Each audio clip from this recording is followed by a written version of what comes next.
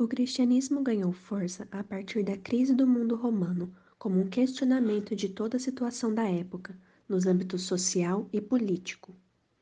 A princípio, seus adeptos foram duramente perseguidos por pregarem uma ideologia muito distinta daquele mundo e época.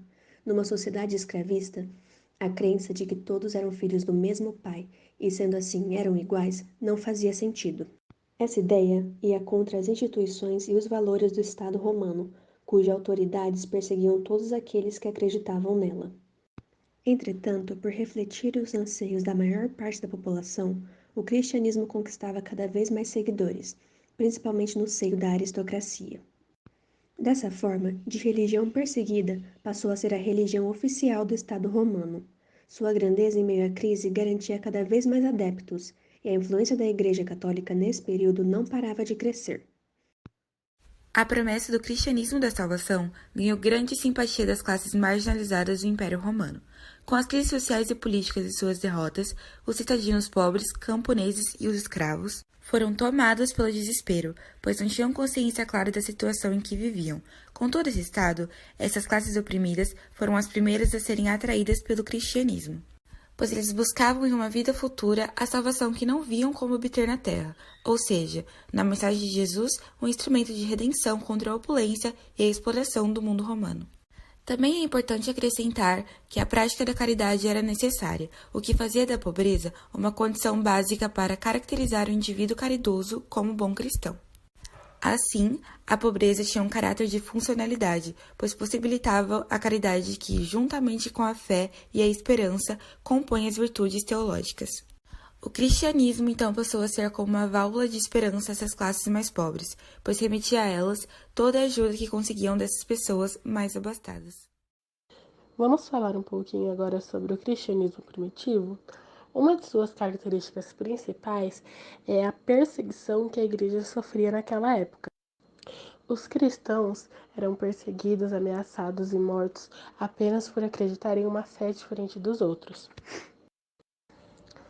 Além do mais, a igreja tinha um grande poder sobre o Estado. Era o Estado dentro do Estado por ter uma grande influência de seus seguidores. Outra característica daquela época era o tribunal religioso, que nele era realizado as fogueiras para serem lançadas as pessoas que não professavam a mesma fé. A diferença entre o cristianismo primitivo e o contemporâneo. Primeiro a gente precisa entender mais ou menos o que é o contemporâneo. A igreja contemporânea agora, ela busca não somente basear-se nas doutrinas que foram designadas lá na igreja primitiva.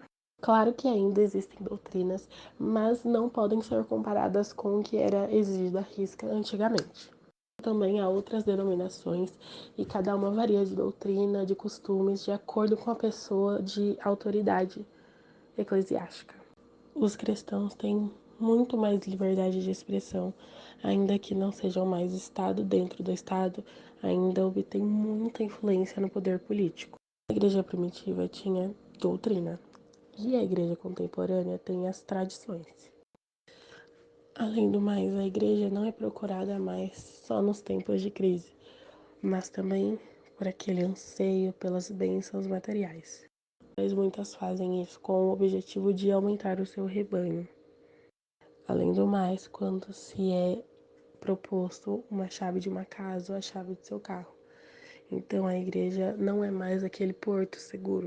O marco que iniciou o início do conflito entre cristianismo e filosofia grega foi o episódio envolvendo o apóstolo Paulo, que antes de ser conhecido como seguidor de Cristo, era conhecido como Saulo, o perseguidor de Cristo.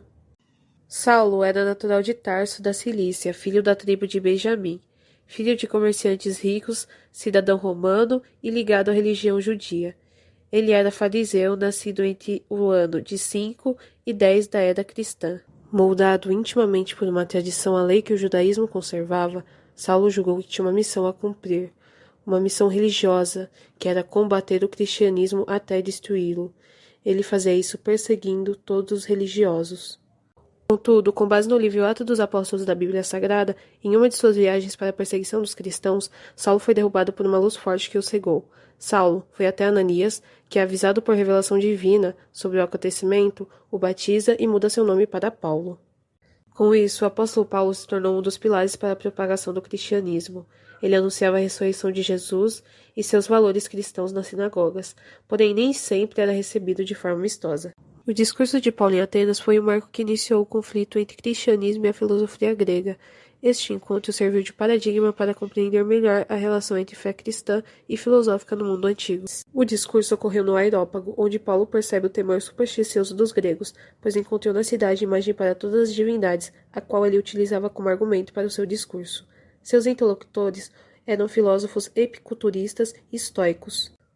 As escolas filosóficas da época serviram como base para a reflexão sobre as concepções dos deuses dos judeus e dos gregos, bem como sua relação com a discussão filosófica na Antiguidade Tardia, percebendo no discurso de Paulo influências do pensamento estoico, com base no filósofo Cleantes. Nesse ponto, começamos a caracterizar o conflito entre fé e razão e as suas implicações atuais, principalmente no âmbito escolar. Sempre se compreendeu o conflito entre fé e razão como um momento único da história, mas ele não é localizado da forma que pensamos. O apelo à racionalidade e à religião andam juntos, um sempre na tentativa de se sobressair ao outro e até mesmo de se complementar. O homem sempre está externalizando a sua falta de dominância sobre os seus interesses particulares em relação à vida pública. A educação, por muito tempo, era responsabilidade da Igreja Católica e as instituições estiveram relacionadas por séculos. Com a Igreja se constituindo como um verdadeiro Estado, suas ideologias conseguiram permanecer mesmo com o estabelecimento da laicidade estatal. Os seus princípios, valores e morais são considerados até hoje quando falamos sobre política e educação. Políticas públicas, leis, conteúdos a serem discutidos em sala de aula e em materiais didáticos ainda precisam, de algum modo, da aprovação religiosa. Temos como exemplo a escola e o ensino religioso, que mesmo em instituições públicas tendem a pautar apenas os dogmas cristãos em frente a uma multiplicidade cultural, social e religiosa dos alunos. E quando falamos sobre esse conflito, não devemos concluir qual está certo ou errado. O seu peso depende do contexto social em que está inserido. Devemos, porém, ressignificar a fé e a razão e colocá-los em harmonia, para que possamos viver em estado pleno, sem intolerância.